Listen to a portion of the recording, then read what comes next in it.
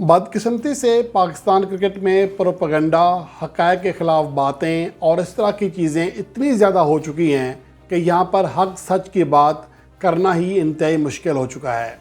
یہاں تک کہ حقیقت بتاتے ہوئے یہ سوچنا پڑتا ہے کہ یہاں پر پروپیگنڈا اتنا ہو چکا ہے کہ شاید آج کوئی یہ بات سننے کے لیے تیار ہی نہیں ہے۔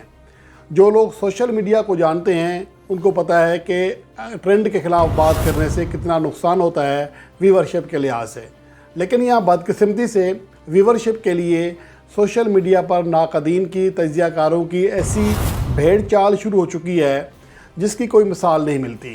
بھیڑ چال وہ ہوتی ہے جب ایک بھیڑ چلتی ہے تو ساتھ دوسری بھیڑیں بھی اس کے پیچھے چلنا شروع کر دیتی ہیں، چاہے وہ کھائی میں گریں، جس طرف جائیں وہ باقی بھیڑیں ان کے ساتھ چل رہی ہوتی ہیں۔ تو یہاں پر سوشل میڈیا پر وہی بھیڑ چال شروع ہے، لیکن ہم اپنا کام کر رہے ہیں، گو کہ بہت مشکل ہوتا ہے جب آپ ٹرینڈ کے خلاف بات کر رہے ہوتے ہیں، لیکن حقیقت بتانا ضروری ہے۔ اور اس رپورٹ میں آپ کے سامنے وہ حقائق بتا رہا ہوں جس سے جھٹلایا نہیں جا سکتا۔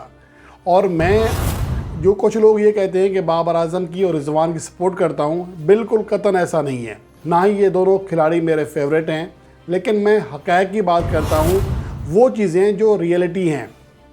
بہت سارے لوگ کہتے تھے کہ سیم ایوب آیا گیا تو یہ ہو جائے گا، لیکن میں نے یہ کہا تھا کہ T20 کرکٹ میں اور انٹرنیشنل کرکٹ میں بہت بڑا فرق ہے۔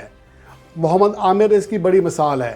کیا پاکستان ٹیم میں آنے کے بعد محمد عامر کی پرفارمنس سے پاکستان کرکٹ ٹیم کو فائدہ ہوا؟ بالکل نہیں ہوا۔ تو اس طرح اور بہت ساری چیزیں ہیں جو کہ آپ کو حقیقت سے دیکھنا پڑتی ہیں۔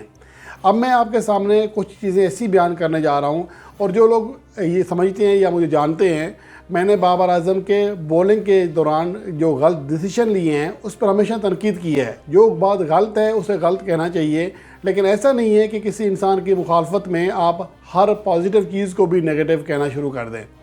چلیں جی، اب آگے بڑھتے ہیں۔ سب سے پہلے تو یہ بات ہو رہی ہے کہ بابر اعظم کی کپتانی کی وجہ سے پاکستان ٹیم کو بہت بڑا نقصان ہو رہا ہے۔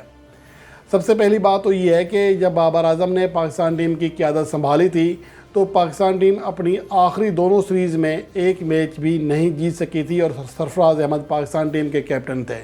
آخری سیریز سری لنکا کی بی ٹیم کے خلاف تھی، اپنے ہوم گراؤنڈ قذافی اسٹیڈیم میں، اور یہاں پر پاکستان کو سیریز کے تینوں میچوں میں ناکامی کا سامنا کرنا پڑا تھا اور ایک بدترین کلین سویپ سے دوچار ہونا پڑا تھا۔ اس کے بعد بابر اعظم نے دورہ آسٹریلیا میں کپتانی کی، وہاں پر پاکستان کو شکست ہوئی، اور آسٹریلیا میں پاکستان کی تاریخ یہ ہے کہ وہاں پر سیریز تو کھجا، ایک T20 میچ بھی پاکستان ٹیم نہیں جیت سکی ہے۔ اب آپ کے سامنے میں بابر اعظم کی کیپٹنسی میں کھیلی جانے والی T20 سیریز یا T20 ٹورنامنٹس کا احوال پیش کر رہا ہوں۔ یہاں بہت سارے لوگ اور بات کریں گے، لیکن یہاں پر جب ٹیسٹ کی بات کرتے ہیں تو کپتانی پہ لے جاتے ہیں، کپتانی کی بات کرتے ہیں رن ریٹ پہ لے جاتے ہیں، رن ریٹ کی بات کرتے ہیں تو دیگر فارمیٹس پہ لے جاتے ہیں، دیگر فارمیٹس کی بات کرتے ہیں تو جوز بٹلر سے یا باقی پلیئر سے موازنہ شروع کر دیتے ہیں۔ تو میرے خیال میں یہ صرف کنفیوز لوگ ہیں جن کے پاس کوئی جواب نہیں ہوتا۔ یہاں پر میں صرف اور صرف T20 کیپٹنسی کی بات کر رہا ہوں۔ یہاں پر اس حوالے سے کوئی آپ کے ذہن میں کنفیوژن ہے تو آپ کمنٹ سیکشن میں سوال کر سکتے ہیں، میں اس کا جواب اسی سلسلے کی نیکسٹ ایپیسوڈ میں دوں گا، اور کوشش کروں گا کہ اس کے حوالے سے جتنے چیزیں ہیں ذہنوں میں آپ کے موجود ہیں ان سب کا میں جواب دوں۔ اب یہاں پر یہ کہ بابر اعظم نے 2019 کے دورہ آسٹریلیا میں قیادت سنبھالی تھی، جس میں پاکستان کو 0-2 سے شکست ہوئی۔ اس کے بعد سے پاکستان نے شاندار نتائج دینا شروع کیے۔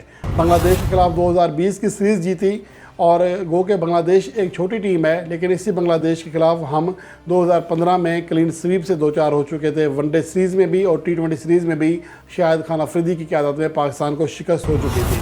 اس کے بعد پاکستان نے انگلینڈ کا ٹور کیا، جہاں پر سیریز 1-1 سے برابر کی، پھر زمبابوے کے خلاف 3-0 سے کلین سویپ کیا، پھر ساؤتھ افریقہ کے خلاف ہوم سیریز میں 2-1 سے کامیابی حاصل کی۔ اس کے بعد پاکستان ٹیم ساؤتھ افریقہ گئی، جہاں پر سیریز میں 3-1 سے کامیابی حاصل کی، پھر زمبابوے میں 2-1 سے کامیابی حاصل کی۔ البتہ اس کے بعد پاکستان کو 2021 کے دورہ انگلینڈ میں شکست کا سامنا کرنا پڑا، اور یہ دورہ آسٹریلیا کے بعد بابر اعظم کی قیادت میں پاکستان کو ہونے والی پہلی T20 سیریز کی شکست تھی۔ اس کے بعد 2021 میں پاکستان نے ویسٹ انڈیز کے خلاف جو سیریز تھی، پاکستان کا ٹور تھا، وہاں پاکستان نے 1-0 سے کامیابی حاصل کی۔ پھر ICC T20 ورلڈ کپ 2021 کا سیمی فائنل کھیلا، جو کہ ٹورنامنٹ میں پاکستان کو ہونے والی پہلی اور واحد شکست تھی۔ इस टूर्नामेंट में पाकिस्तान टीम फेवरेट थी, लेकिन आइन मौका पर मैथ्यू वेड के हाथों अगर शाहीन अफरीदी लगातार 3 छक्के ना खाते, लगातार नहीं थे, एक ही ओवर में थे, लेकिन अगर 3 छक्के ना खाते और अगर हसन अली कैच ड्रॉप ना करते मैथ्यू वेड का, तो पाकिस्तान टीम फाइनल में जाती हुई दिखाई दे रही थी। उसके बाद पाकिस्तान ने 2021 में बांग्लादेश का टूर किया, वहाँ पर 3-0 से क्लीन स्वीप किया। फिर वेस्ट इंडीज़ के खिलाफ होम सीरीज़ में 3-0 से क्लीन स्वीप किया। फिर ऑस्ट्रेलवी टीम पाकिस्तान आई 2022 में, सिर्फ एक T20 मैचेस पर मुश्तमिल सीरीज़ थी जिसमें पाकिस्तान को शिकस्त हुई। फिर एशिया कप 2022 पाकिस्तान ने आखिरी 2 मैचेस से पहले तमाम मुकाबले जीते, लेकिन फाइनल मैच में पाकिस्तान को नाकामी का सामना करना पड़ा। पाकिस्तान टीम रनर अप रही। इसके बाद इंग्लैंड ने 2022 में पाकिस्तान का टूर किया, 7 मैचेस की सीरीज़ खेली गई, पाकिस्तान को 3-4 के मार्जिन से शिकस्त हुई। फिर पाकिस्तान ने न्यूजीलैंड में ट्रायंगुलर सीरीज़ खेली और फाइनल मैच जीता, मेज़बान न्यूजीलैंड को शिकस्त दी। फिर T20 वर्ल्ड कप 2022 की रनर अप टीम होने का एजाज़ हासिल किया, यानी कि फ़ाइनल मैच खेला।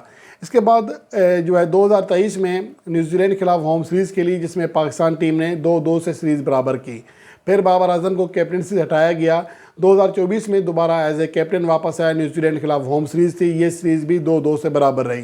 फिर आयरलैंड में पाकिस्तान ने 2-1 से कामयाबी हासिल की, जिसके बाद पाकिस्तान को इंग्लैंड के टूर में 0-2 से शिकस्त हुई।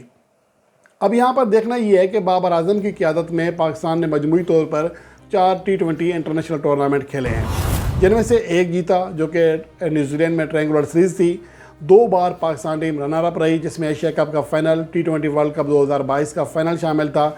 इसके अलावा पाकिस्तान एक बार सेमीफाइनल खेलने में कामयाब रही, जो कि T20 वर्ल्ड कप 2021 का सेमीफाइनल था। और ये पाकिस्तान के वाहिद कैप्टन हैं जो कि लगातार 2 इवेंट्स में अपनी टीम को नॉकआउट मरहले में ले जाने में कामयाब रहे। इसके बाद अगर बायलैटरल सीरीज़ की बात करते हैं तो पाकिस्तान ने बाहमी 17 सीरीज़ खेली हैं, जिनमें से 9 जीती, 3 ड्रा की और 5 में शिकस्त का सामना किया।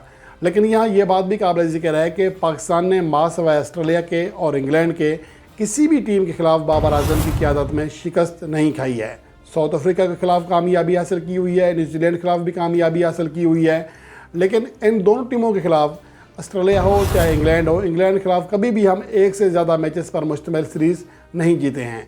और ऑस्ट्रेलिया के खिलाफ भी हमारा ट्रैक रिकॉर्ड ज़्यादा बेहतर नहीं है, जो सभी जानते हैं। अगर इन 2 टीमों को निकाल दें तो पाकिस्तान ने बाबर आजम की क़यादत में किसी भी बाहमी सीरीज़ में शिकस्त नहीं खाई है। ड्रा ज़रूर हुई हैं, लेकिन शिकस्त नहीं खाई है। इसके अलावा अहम बात यह है कि बाबर आजम की क़यादत में अगर हम मजमूई अदाद व शुमार देखें, ख़ास तौर पर 2020 से, इसमें सिर्फ हम दौरा ऑस्ट्रेलिया को निकाल रहे हैं, जहां पर पाकिस्तान टीम हमेशा नाकाम रहती है। अगर 2020 से 2022 तक देखें तो पाकिस्तान क्रिकेट टीम दुनिया की दूसरी कामयाब तरीन टीम थी नतायज के एतबार से। गो के इस नतायज में शादाब खान की क़यादत में दौरा न्यूजीलैंड 2020 के अदाद व शुमार भी शामिल हैं, जिसमें पाकिस्तान को 1-2 के मार्जिन से शिकस्त का सामना करना पड़ा था। इस अरसे में पाकिस्तान ने मजमूई तौर पर 66 में से 41 मैचेस जीते थे और 1.95 का फ़तह और शिकस्त का तनासब हासिल किया था, जो कि महज इंडिया के बाद दुनिया की किसी भी टीम का दूसरा बेहतरीन तनासब था। अब यहाँ पर मैं कुछ आपके सामने स्टेट्स रख रहा हूँ, जो नतायज रख रहा हूँ कि 2020 से 2022 तक बाबर आजम की क़यादत में पाकिस्तान टीम ने 63 मैचेस खेले, 40 जीते, 19 हारे, 4 बेनतीजा रहे, 2.1 का फ़तह और शिकस्त का तनासब हासिल किया, यानी शिकस्तों से दुगनी से भी ज़्यादा कामयाबियाँ हासिल की। इस दौरान जो बाकी कैप्टन थे, मैं एक ही कैप्टन था, शादाब खान, उनकी क़यादत में पाकिस्तान टीम ने 3 मैचेस खेले, 1 जीता, 2 में पाकिस्तान को शिकस्त हुई। उसके बाद 2023 से अब तक देखें, बाबर आजम ने 15 मैचेस में से 6 जीते हैं, 7 में शिकस्त हुई है, 0.85 का फ़तह और शिकस्त का तनासब है। लेकिन इस अरसे में दीगर जो 2 कप्तान थे, शादाब खान और शाहीन अफरीदी, उनसे बहरहाल ये बेहतर नतायज हैं, जिनकी क़यादत में पाकिस्तान ने 11 T20 इंटरनेशनल मैचेस खेले, सिर्फ 3 कामयाबियाँ हासिल की और 8 मैचों में पाकिस्तान को शिकस्त का सामना करना पड़ा। तो ये अदाद शुमार हैं और इसको देखते हुए कहा जा सकता है कि कुछ प्रोपेगेंडा महज इसलिए किया जा रहा है कि सिर्फ तवज्जो हासिल की जा सके, सोशल मीडिया जो ट्रेंड चल रहा है उसको सिर्फ फॉलो किया जा सके। लेकिन उम्मीद है कि ये रिपोर्ट, ये तज्ज़िया आपको समझ आया होगा और इस हवाले से आपके जो भी क्वेश्चंस हैं आप कमेंट सेक्शन में कर सकते हैं, मैं उनके जवाब दूंगा। इसके बाद जो बाकी चीज़ें हैं, जो मसाइल सामने आ रहे हैं, कोशिश करेंगे कि उनके ऊपर एक तफसीली वीडियो बनाई जाए, ताकि आपके जहन में अगर ये जो लोग इस तरह की मनफी चीज़ें डाल रहे हैं वो उनका जो है ख़ात्मा किया जा सके।